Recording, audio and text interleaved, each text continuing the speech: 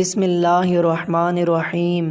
لکھنؤ بازار میں ایک غریب درزی کی دکان تھی جو ہر جنازے میں شرکت کے لیے دکان بند کر دیا کرتا تھا۔ لوگوں نے پوچھا کہ اس طرح روز روز جنازے پر جانے سے آپ کے کاروبار کا حرج ہوتا ہوگا۔ کہنے لگا کہ علماء سے سنا ہے کہ جب کوئی شخص کسی مسلمان کے جنازے پر جاتا ہے تو کل کو اس کے جنازے پر بھی لوگوں کا ہجوم ہوگا۔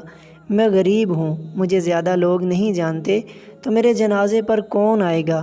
اس لیے ایک تو مسلمان کا حق سمجھ کر پڑھتا ہوں، اور دوسرا یہ کہ شاید کل کو مجھے بھی کوئی کاندھا دینے والا مل جائے۔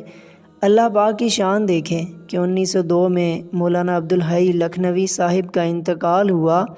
ریڈیو پر بتلایا گیا، اخبارات میں جنازے کی خبر دی گئی۔ جنازے کے وقت لاکھوں کا مجمع تھا، پھر بھی بہت سے لوگ ان کا جنازہ پڑھنے سے محروم رہ گئے۔ جب جنازہ گاہ میں ان کی نماز جنازہ ختم ہوئی تو اسی وقت جنازہ گاہ میں ایک دوسرا جنازہ داخل ہوا اور اعلان ہوا کہ ایک اور عاجز مسلمان کا بھی جنازہ پڑھ کر جائیں۔ دوستو، یہ دوسرا جنازہ اسی درزی کا تھا۔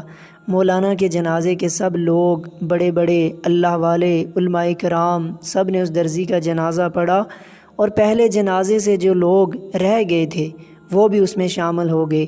اس غریب درزی کا جنازہ تو مولانا کے جنازہ سے بھی بڑھ کر نکلا۔ اللہ پاک نے اس درزی کی بات پوری کر کے اس کی لاج رکھی۔